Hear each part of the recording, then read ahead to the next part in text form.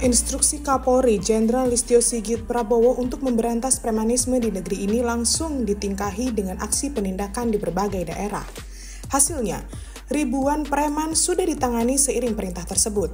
Memang sebelumnya, Kapolri Jenderal Listio Sigit Prabowo menegaskan komitmen Polri dalam mengawal seluruh program pemerintah.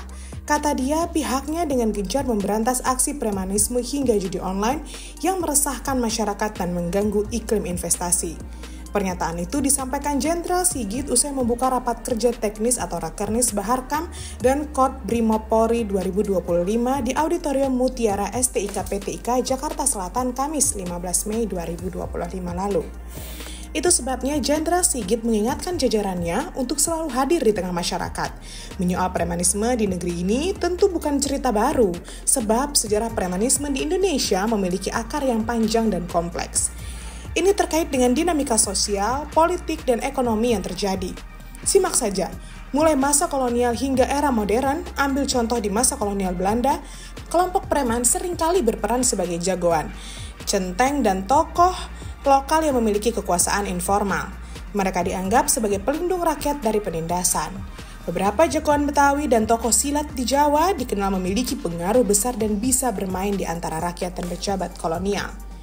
Di era kemerdekaan dan Orde Lama atau dari tahun 1945 hingga 1965, banyak mantan pejuang dan laskar bersenjata tidak diintegrasikan ke dalam TNI. Akibatnya, sebagian dari mereka kemudian menjadi preman atau kelompok kekuatan informal yang sering terlibat dalam konflik lokal atau perebutan lahan.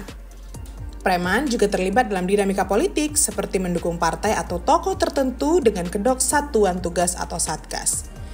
Pada Orde Baru, tahun 1966 hingga 1998, di bawah pemerintahan Soeharto, premanisme dijinakkan dan diinstitusionalisasi dalam bentuk penataan keamanan. Beberapa preman direkrut menjadi bagian dari sistem kekuasaan termasuk dalam organisasi pemuda.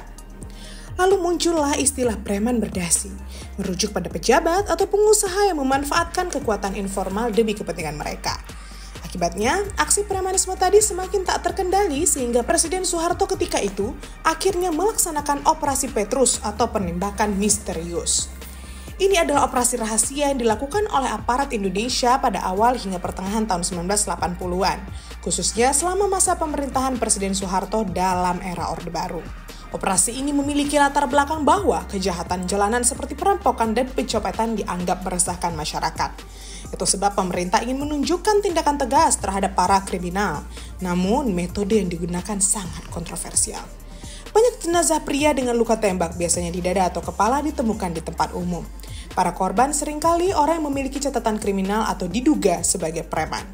Korban biasanya dibunuh tanpa proses hukum dan identitas pelaku penembakan juga tidak pernah terungkap secara resmi. Ada laporan bahwa sebagian korban sempat ditangkap kemudian dihilangkan dan ditemukan dalam keadaan tewas.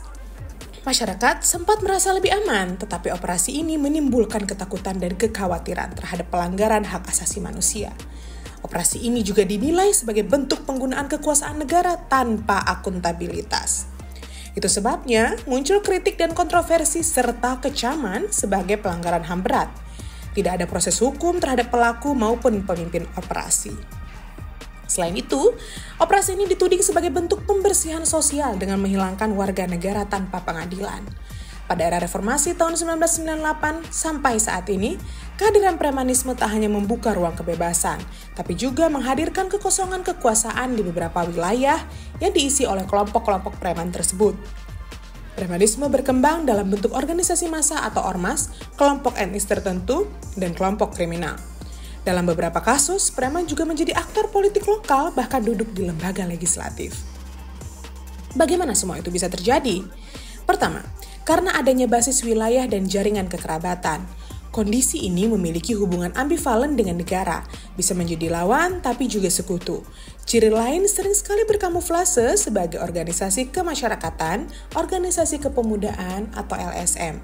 Itu sebabnya relasi antara preman dan negara seringkali menggambarkan hubungan yang kompleks dan ambivalen. Terutama dalam konteks negara berkembang atau negara dengan tata kelola pemerintahan yang lemah. Hubungan ini dapat dianalisis dari beberapa aspek, yaitu preman sebagai alat kekuasaan informal.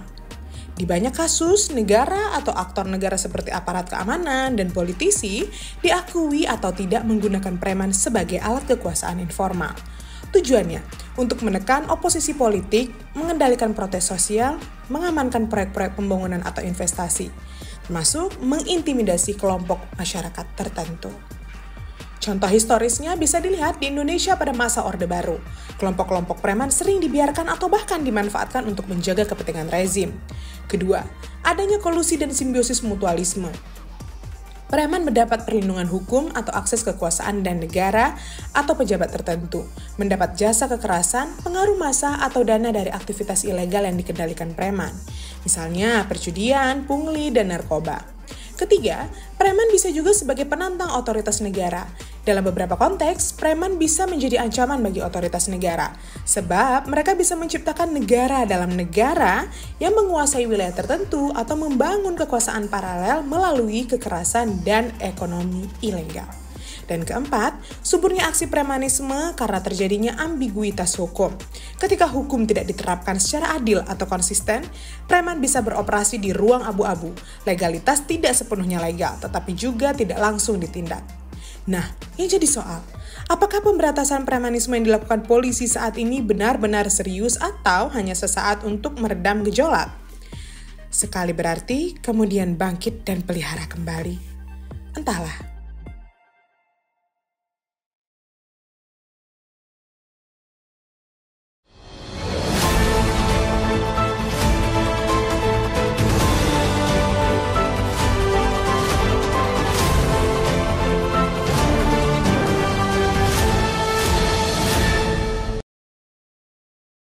Jangan lupa like, komen, dan subscribe.